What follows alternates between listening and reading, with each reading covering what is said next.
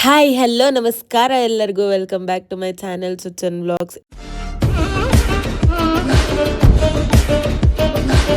ಇವತ್ತಿನ next recipe ಬಂದು vegetable sagu. ಇದಕ್ಕೆ ಫಸ್ಟ್ ರುಬ್ಬಕ್ಕೆ ಏನೇನು ಬೇಕು ಅಂತ ನೋಡೋಣ.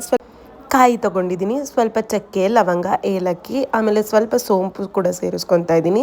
ಇದಾದಮೇಲೆ ಸ್ವಲ್ಪ ಜೀರಿಗೆ, ಗೋಡಂಬಿ, ಇದಾಗಿದ ನಂತರ 4-5 ಮೆಣಸಿನ್ಕಾಯಿ, ಬೆಳ್ಳುಳ್ಳಿ, ಇದಾದಮೇಲೆ ಸ್ವಲ್ಪ ಶುಂಠಿ, ಇದನ್ನೆಲ್ಲ ನಾನು ಉರಿದಿರ ಮಾಡ್ಕೊತಾ ಇದ್ದೀನಿ. ಸ್ವಲ್ಪ ಧನಿಯಾ ಕಾಳು, ಇದಾದಮೇಲೆ ಒಂದು ಸ್ವಲ್ಪ ಕಡಲೆ, ಸ್ವಲ್ಪ ಗಸಗಸೆ ಸೇರಿಸ್ಕೊತಾ ಇದ್ದೀನಿ. ಇದಾಗಿದ ನಂತರ ಸ್ವಲ್ಪ ಅರಿಶಿನ, ಸ್ವಲ್ಪ ಖಾರದ ಪುಡಿ, ಸ್ವಲ್ಪ ಕೊತ್ತಂಬರಿ ಸೊಪ್ಪು ಸೇರಿಸ್ಕೊಂಡು ಇದನ್ನು ಫೈನ್ ಪೇಸ್ಟಾಗಿ ರುಬ್ಕೊಬೇಕು. ಫುಲ್ಲು ನುಣ್ಣಗೆ ರುಬ್ಕೊಂಡಾದಮೇಲೆ ಇದನ್ನು ಒಂದು ಕಡೆ ಎತ್ತಿಟ್ಕೊಬೇಕು. ಇದನ್ನು ನಾವು ಉರಿದಿರ ಮಾಡ್ಕೊತಾ ಇದ್ದೀವಿ, ಸೊ ದಟ್ ಎಣ್ಣೆಲಿ ತುಂಬ ಜಾಸ್ತಿ ಹುರ್ಕೊಳ್ಳೋಣ. ಅದಾಗಿದ ನಂತರ ನೋಡಿ ಈ ಥರ ಫೈನ್ ಪೇಸ್ಟ್ ಆಗಬೇಕು. ಒಂದು ಕುಕ್ಕರ್ ತೊಗೊಂಡಿದ್ದೀನಿ, ಇದರಲ್ಲಿ ಒಂದು ಸ್ವಲ್ಪ ಎಣ್ಣೆ ಸೇರಿಸ್ಕೊತಾ ಇದ್ದೀನಿ, ಸ್ವಲ್ಪ ಬೆಣ್ಣೆ ಕೂಡ ಸೇರಿಸ್ಕೊತಾ ಇದ್ದೀನಿ. ಇದಾದಮೇಲೆ ಒಂದು ಈರುಳ್ಳಿ ತೊಗೊಂಡಿದ್ದೀನಿ ನಾನಿಲ್ಲಿ. ವೆಜಿಟೇಬಲ್ ಕುರ್ಮಾಗೆ ಸ್ವಲ್ಪ ಈರುಳ್ಳಿ ಕಮ್ಮಿ ಆದರೂ ಪರವಾಗಿಲ್ಲ. ಇದಾದಮೇಲೆ ನಿಮಗೆ ಯಾವುದು ತರಕಾರಿ ಇದೆ ಮನೇಲಿ ಅದು ಸೇರಿಸ್ಕೊಬೋದು. ನಾನಿಲ್ಲಿ ಬೀನ್ಸು, ಆಲೂಗೆಡ್ಡೆ, ಬಟಾಣಿ, ಕ್ಯಾಪ್ಸಿಕಮ್ಮು ಇದೆಲ್ಲ ಸೇರಿಸ್ಕೊತಾ ಇದ್ದೀನಿ.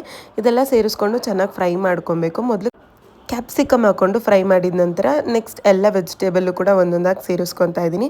ಇದನ್ನು ಎಣ್ಣೆಲಿ ಸ್ವಲ್ಪ ಹೊತ್ತು ಫ್ರೈ ಮಾಡ್ಕೊಬೇಕು. ಎಷ್ಟು ಅಂದರೆ ಒಂದು 1/4 ಭಾಗ ಅಷ್ಟು ಬೇಯೋಷ್ಟು ಫ್ರೈ ಮಾಡಿಕೊಂಡ್ರೆ ಸಾಕು.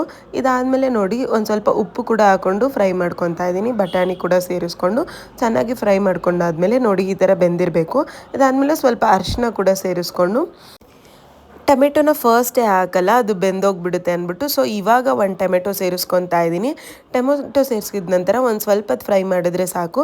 ಇದು ಫ್ರೈ ಮಾಡಿದ ನಂತರ ನಾನು ಏನು ರುಬ್ಬಿಟ್ಕೊಂಡಿದ್ದೀನಿ ಅದನ್ನು ಹಾಕ್ಕೊಂಡು ಚೆನ್ನಾಗಿ ಫ್ರೈ ಮಾಡ್ಕೊತಾ ಇದ್ದೀನಿ. ಇದನ್ನು ಮುಂಚೆನೇ ಫ್ರೈ ಮಾಡದೇ ಇರೋ ಕಾರಣ ತುಂಬ ಹೊತ್ತು ಫ್ರೈ ಮಾಡಬೇಕಾಗುತ್ತೆ, ಏನಕ್ಕಂದರೆ ಅದ್ರದ್ದು ಹಸಿ ವಾಸನೆ ಕೂಡ ಎಲ್ಲ ಹೋಗಬೇಕಲ್ಲ, ಅದಕ್ಕೆ ಫ್ರೈ ಮಾಡಿದ ನಂತರ ಸ್ವಲ್ಪ ನೀರು ಸೇರಿಸ್ಕೊತಾ ಇದ್ದೀನಿ. ನಿಮಗೆ ಎಷ್ಟು ಕನ್ಸಿಸ್ಟೆನ್ಸಿ ಬೇಕೋ ಅಷ್ಟು ಕನ್ಸಿಸ್ಟೆನ್ಸಿಯಾಗಿ ನೀವು ನೀರು ಸೇರಿಸ್ಕೊಬೋದು. ನಾನಿಲ್ಲಿ ಗೀ ರೈಸ್ಗೆ ಮಾಡ್ಕೊಳ್ತಾ ಇರೋದ್ರಿಂದ ಸ್ವಲ್ಪ ಕಮ್ಮಿನೇ ನೀರು ಸೇರಿಸ್ಕೊತಾ ಇದ್ದೀನಿ.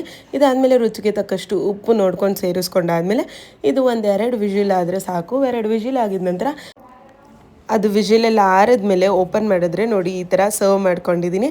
ಇದನ್ನು ನೀವು ರೈಸ್ಗೆ, ಚಪಾತಿಗೆ, ದೋಸೆಗೆ, ಗೀ ರೈಸ್ಗೆ ಎಲ್ಲದಕ್ಕೂ ಕೂಡ ತಿನ್ಬೋದು, ಪರೋಟಾಗೂ ಕೂಡ.